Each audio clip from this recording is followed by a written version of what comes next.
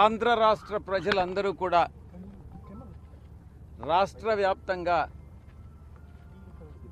కూటమికి అనుకూలంగా తీర్పునివ్వడం జరిగింది.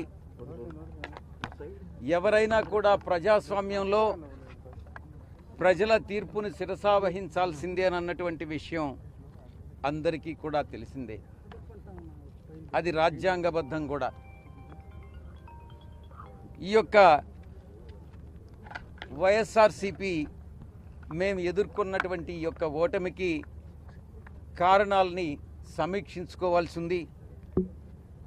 ఎక్కడ పొరపాటు జరిగింది, ఆ పొరపాట్లను ఎలా సరిదిద్దుకోవాలి, ప్రజలకు నచ్చనటువంటిది మేము ఏం చేశాం, మేము చేసినటువంటి పనులని ప్రజలు ఎందుకు ఆదరించలేదు అన్నటువంటి విషయాన్ని కూలంకషంగా చర్చించి ప్రతి నియోజకవర్గం నాయకులతోనూ అందరితో కూడా సమీక్ష నిర్వహించి మా అధ్యక్షుల వారు ఆ తదుపరి కార్యాచరణ చేపడతారన్నటువంటి విషయాన్ని మీ అందరికీ కూడా తెలియజేసుకుంటా ఉన్నా.